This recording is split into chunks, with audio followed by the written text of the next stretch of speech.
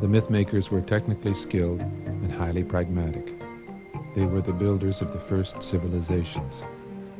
If they were not crazy or deliberate liars, how did the global themes of myth arise?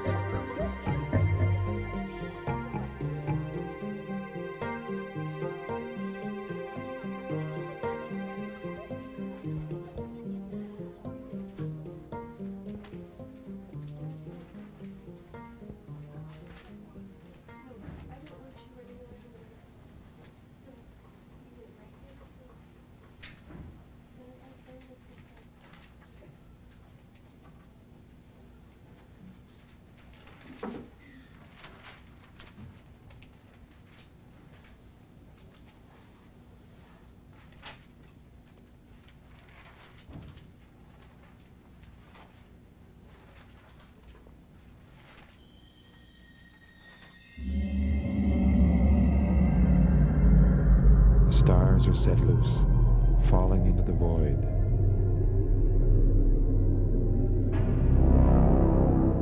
The land is on fire, mountains split or crumble, rocks explode in flame, all the rivers and seas overflow and sweep across the earth, and the universe becomes a furnace burning everything.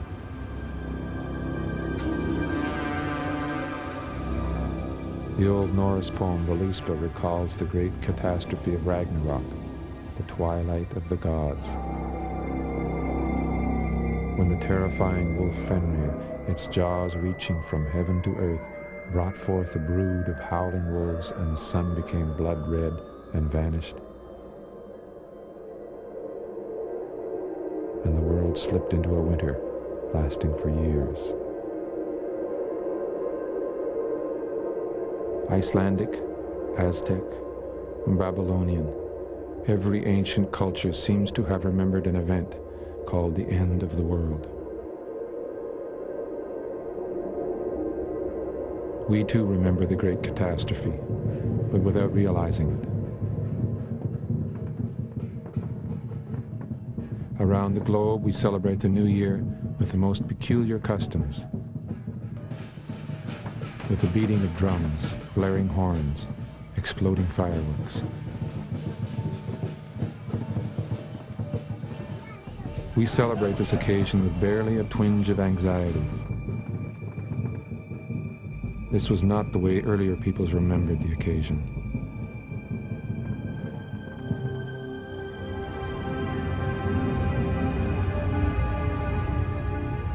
In earlier times, anxiety was nearly overwhelming,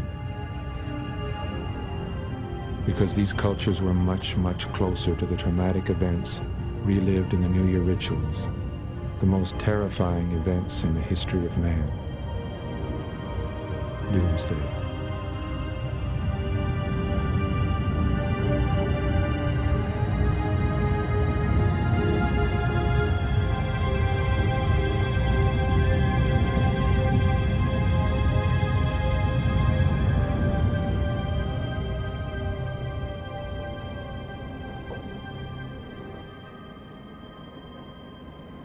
A disaster of cosmic proportions, a world falling into chaos and darkness. The story was told by every ancient race on Earth. I found it so strange that no one could explain this collective memory. Using Velikovsky's key, pattern recognition, I began to search beyond the madhouse of localized mythology.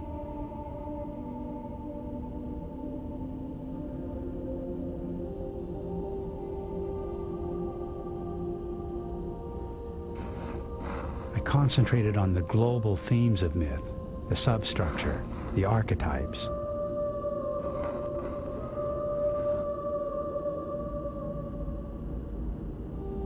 To my surprise, I discovered a startling coherence and a story of vast and disturbing implications.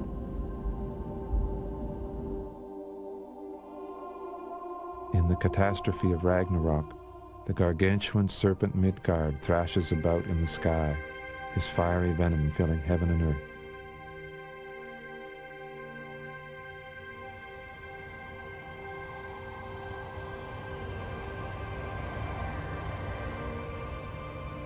Greek and Roman historians recalled the attack of the great dragon Typhon, when the whole world trembled. The seas rose to flood the land. Thunderbolts flashed in the sky. Blood poured from the mountains, which split and came crashing down. And the earth was engulfed in great clouds of darkness.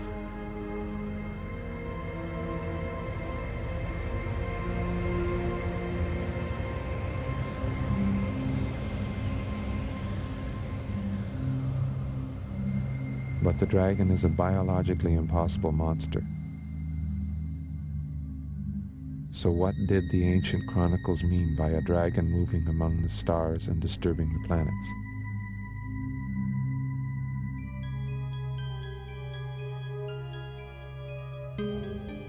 The Aztecs and Maya, the Babylonians, the Egyptians, the Chinese, Japanese, and Oceanic races, early British, Celtic, and Germanic nations, the Greeks and Romans, all employed the cosmic serpent or dragon as a hieroglyph for one celestial phenomenon, a comet.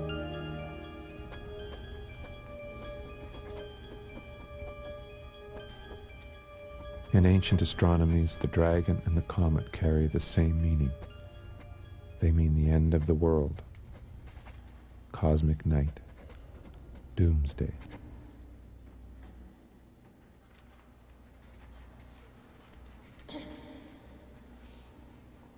Velikovsky had noticed that the most common symbol of sweeping catastrophe was the serpent or dragon attacking the world.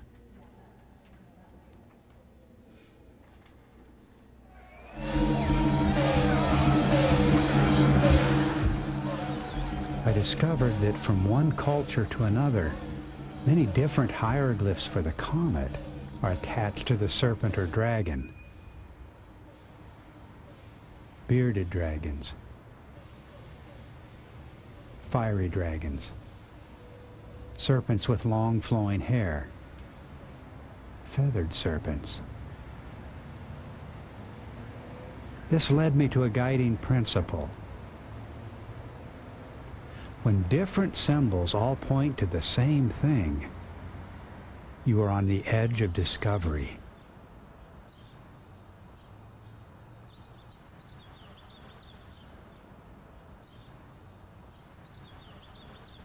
But if the dragon meant the comet, and the comet meant doomsday, what about the other characters in our fairy tale? What about the hero? What about the beautiful princess?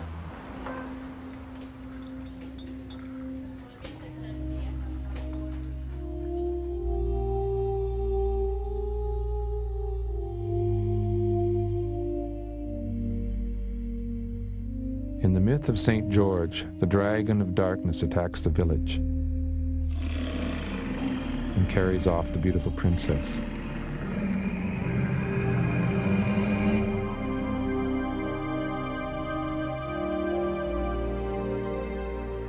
Then along comes the hero, St. George, who vanquishes the dragon and frees the princess. But in the earlier versions of this story, the dragon is the terrible aspect of the princess herself.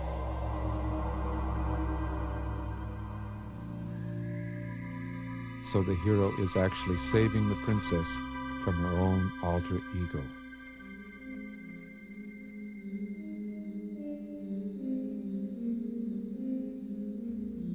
In the later versions, the innocent princesses and fair maidens are often victimized by an ugly witch.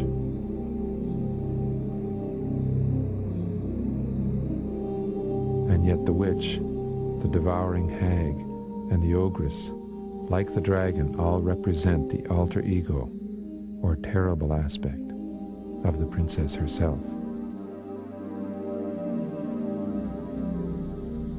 And while the witch may soar across the sky with disheveled or flaming hair, she also takes the form of a serpent or fire-breathing dragon when she grows wrathful.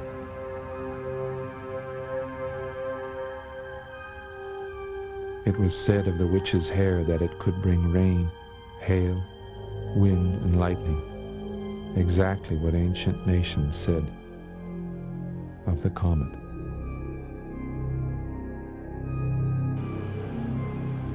So too the witch's broom. From Europe to Asia, the clump of grass or straw or feathers, the primitive broom or whisk, was an acknowledged symbol of the comet.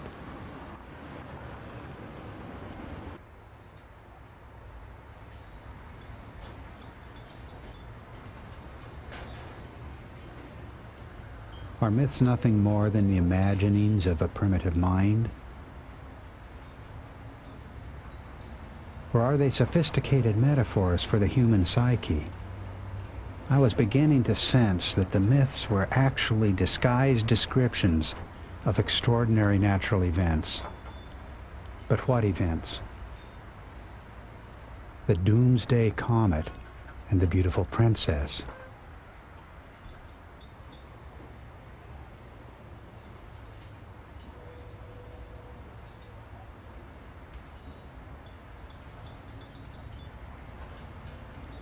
I found myself enormously puzzled by the princess.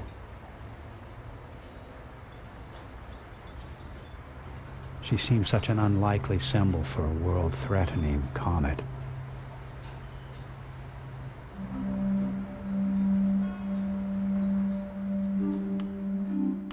The princess of folk legends is a descendant of the more archaic goddess figures.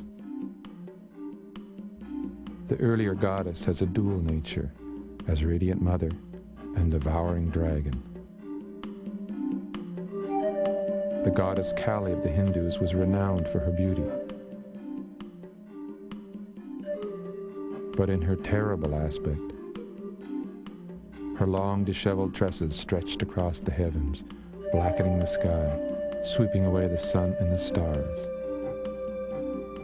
We encounter surprisingly similar images in the goddess Coatlicue of the Aztecs, the Sumerian Inanna, Egyptian Hathor,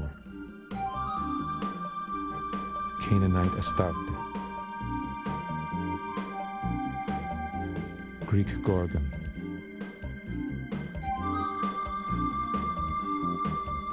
Hindu Rangda, and in the medieval witch, the most popular later caricature of the angry or lamenting goddess.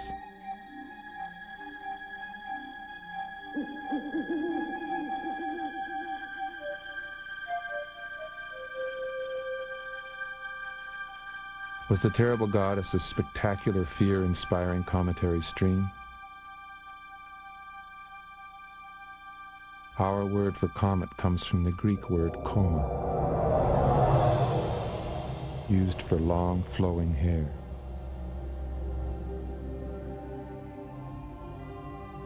The torch, the flame, streamers, streaming feathers, various symbols of brooms, whisks, and flails.